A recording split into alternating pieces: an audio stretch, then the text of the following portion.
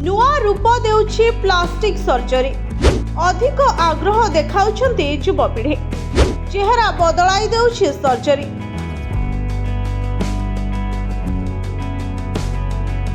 पोड़ाचला, कर्कट, लिम्फोडेमा एवं प्रसाधन प्रणाली समेत विभिन्न अवस्थार जीवन परिवर्तनकारी समाधान प्रदान भली स्वास्थ्य सेवारे प्लास्टिक सर्जरी एक गुरुत्वपूर्ण कारक भावरे उभा होइछे।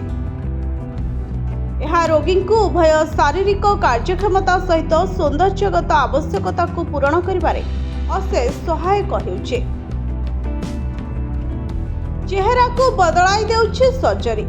हाथ गोड़ कटि जाइथिले कई घंटा भितरे याकू जोड़ी देबा हेउछे संभव। एही पद्धतिरे वयस्क देखा जाउछन्ति युवकंक भଳି।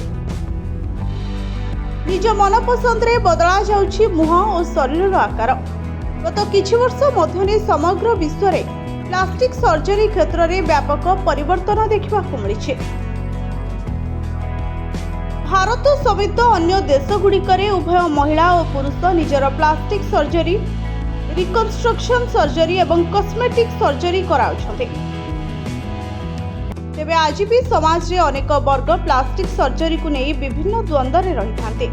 एही कारणरू लोकमाने शारीरिक समस्या भोगुथिले मध्य सर्जरी कराइबाकू भय करिथांते। विशेषज्ञों मतरे प्लास्टिक सर्जरी आजिर जुगरे एक बड़ वरदान स्वरूप। सर्जन माने विरल सर्जरी को सफलतार सह संपादन करे आशाहीन लोकंक जीवन जीवार नुआ आशा देखाइबा सह सेवानकर आत्मविश्वास को सुदृढ़ कराउछन्ते। एसिड पीड़िता कहंतु किंबा पोड़ा चला नष्ट हो जाइथिबा चर्म को ठीक करिबारे प्लास्टिक सर्जरी भूमिका बेस गुरुत्वपूर्ण। ब्यूरो रिपोर्ट जनता टीवी।